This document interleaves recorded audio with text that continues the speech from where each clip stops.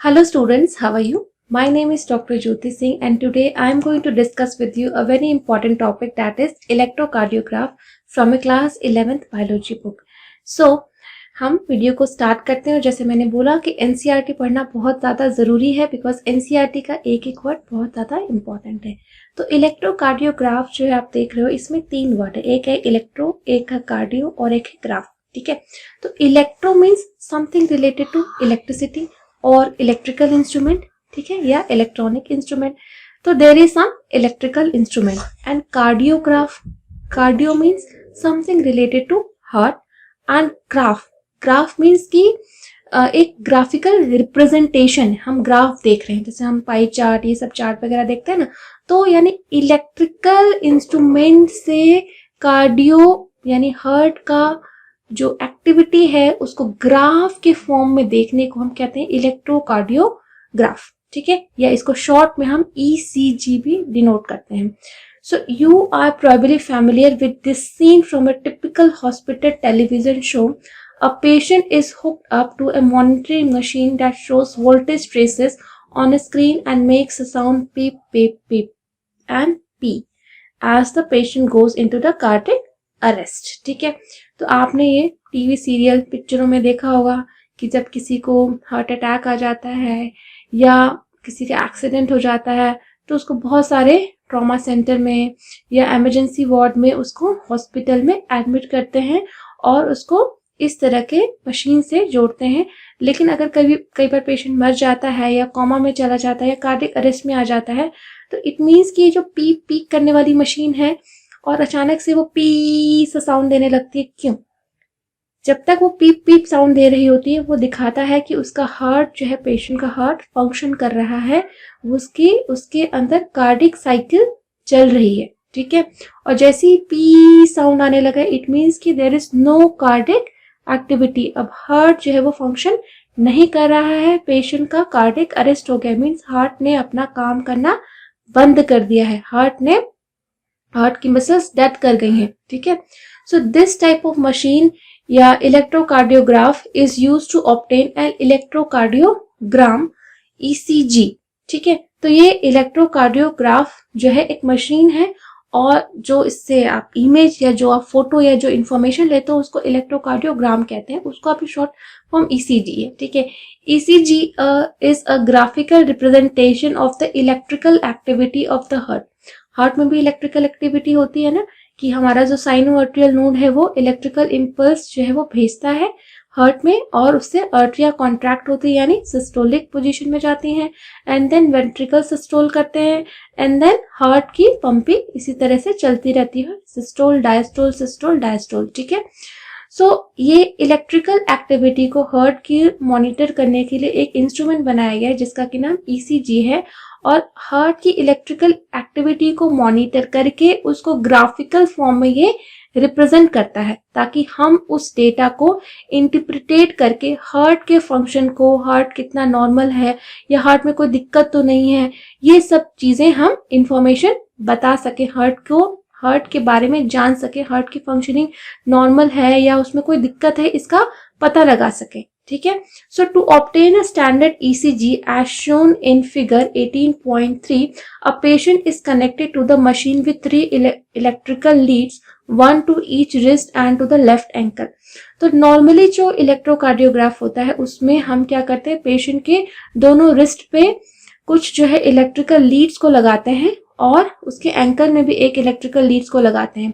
तो हार्ट में क्यों नहीं लगाते हैं? आजकल जो इंस्ट्रूमेंट आने लग गए हैं वो काफी एडवांस्ड है, वो एक से ज्यादा पैरामीटर्स को साइमल्टेनियसली नापते हैं, लेकिन हम क्योंकि यहाँ पे सिर्फ इलेक्ट्रोकार्डियोग्राम की बात कर रहे हैं तो रिस्ट और एंकल में भी लगा के हम नाप सकते हैं। कैसे? क्योंकि अगर ब्लड जो है पंप होता है हार्ट के थ्रू, अगर ब्लड जिस स्पीड से हमारे हाथों में तक आएगा इट मीन्स कि जितनी की स्पीड से अगर हार्ट ने उसको ठीक से पंप किया है तो हार्ट जो है वो यहाँ पे टाइम से उसी टाइम पहुंचेगा। ठीक है, उतने ही अमाउंट में पहुंचेगा। ठीक है, अगर यहाँ पे गड़बड़ आ रहा है इट मीन्स कि हार्ट से उसकी शुरुआत ही गड़बड़ हुई है।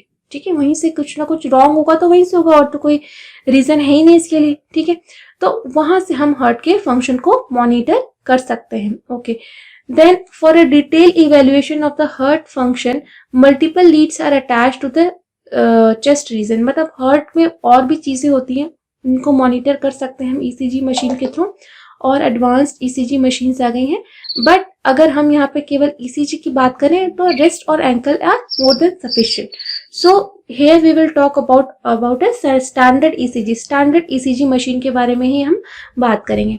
रही बात इस डायग्राम की जो आप यहाँ पे देख रहे हो, ये diagrammatic representation of a standard ECG है. एक ECG लगभग ऐसे ही दिखता है. इसमें PQRST ये 5 पीक्स होती हैं. तो ये PQRST का कोई मतलब नहीं होता. जैसे आप किसी रेक्टेंगल में आप बोलते हो ना, रेक्टेंगल का साइड ABCD ऐसे मार्किंग करते हो ना उसको स्टडी करने के लिए, वैसे ही हमने इस वेव्स के पीक्स का नाम रखा हुआ है. ये पीक्स जो है डिफरेंट एक्टिविटी ऑफ हार्ट को डिनोट करती हैं. ठीक है, जैसे पी वेव जो है वो डिनोट करती है आर्टेरियल डीपोलराइजेशन के लिए. ठीक है, आर्टेरियल डीपोलराइजेशन को हम आर्टेरियल सिस्टोल भी कहते हैं. ठीक है, तो डीपोलराइजेशन क्यों कहा जा रहा है? क्योंकि जब साइनो आर्टेरियल वेव जो है इलेक्ट्रिकल इंपल्स भेजती है तो आर्टेरियल मसल का वो पहले पोलराइज रहती है एंड देन इस इलेक्ट्रिकल एक्टिविटी की वजह से डीपोलराइज हो जाती हैं और डीपोलराइजेशन लीड्स टू कॉन्ट्रैक्शन और देयर सिस्टोल. तो पी वेव्स डिनोट करती हैं आर्टेरियल सिस्टोल को. वहीं पे क्यूआरएस वेव जो है वो वेंट्रिकुलर डीपोलराइजेशन को डिनोट करते हैं. जब ये एसए नोड के थ्रू जो इलेक्ट्रिकल एक्टिविटी या इलेक्ट्रिकल इंपल्स आती है वो आर्टिया के बाद वेंट्रिकल्स में भी ट्रांसफर होता है और फिर उसकी वजह से वेंट्रिकल्स का डीपोलराइजेशन होता है और इसको हम वेंट्रिकल्स का कॉन्ट्रैक्शन भी कहते हैं या वेंट्रिकल्स का सिस्टोल भी कहते हैं. तो क्यूआरएस कॉम्प्लेक्स जो है वो वेंट्रिकल डीपोलराइजेशन या वेंट्रिकल्स का सिस्टोलिक इवेंट को सिग्निफाई करता है. वहीं पे टी वेव जो है बताता है वेंट्रिकल्स का रिपोलराइजेशन, यानी कि वेंट्रिकल्स सिस्टोल के बाद अब वापस से अपनी पोजीशन पे आएंगी तो उसको हम वेंट्रिकल्स का डायस्टोल कहते हैं या वेंट्रिकल्स का रिपोलराइजेशन कहते हैं. ठीक है, तो इस तरीके से हमने देखा कि ये वेव्स की जो पीक्स हैं ये अलग अलग इवेंट्स बताती हैं हार्ट के. अगर इन इवेंट्स में कोई दिक्कत आती है, मींस कि ये इनका फॉर्म, इनका शेप, इनका साइज में किसी भी तरह के बदलाव आता है, इट मींस कि जिस भी ये जो देख रहे हैं आप, ये एक हेल्दी पर्सन का है. ठीक है, अगर टी वेव इन्वर्स हो जाए या ये यहीं पे रह जाए, ठीक है, या ये पी और बड़ी हो जाए, ठीक है, तो ये एबनॉर्मेलिटी दिखाता है कि हार्ट के फंक्शन में कुछ गड़बड़ी आ गई है.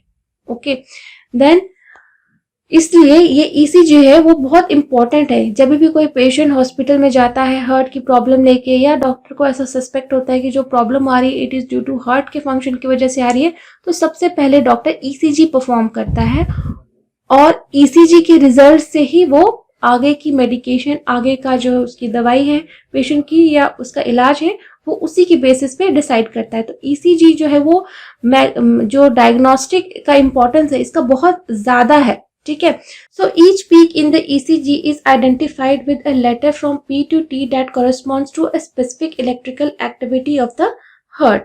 The P wave represents the electrical excitation or depolarization of the atria which leads to the contraction of both the atria.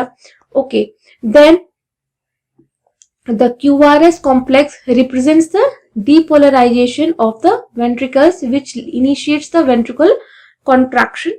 The contraction starts shortly after Q and marks the beginning of the systole.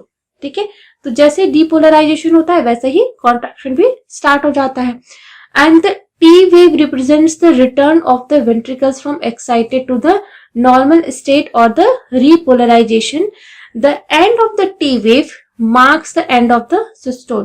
तो T wave जो end हो जाती है तब पता चलता है कि systole अब खत्म हो चुका है, अब वापस से diastole शुरू हो गया है. ठीक है, and obviously by counting the number of QRS complexes that occur in a given time period, one can determine the heart beat rate of an individual. तो जितनी क्यूआरएस कॉम्प्लेक्सेस आपको देखने को मिलेंगे, जितनी पीक्स देखने को मिलेंगी, उतनी उस पेशेंट की हार्ट बीट है. तो हार्ट बीट को भी हम मॉनिटर कर सकते हैं इससे. Okay, Then since the ECG obtained from different individuals have roughly the same shape for a given lead configuration, any deviation from this shape indicates a possible abnormality or disease.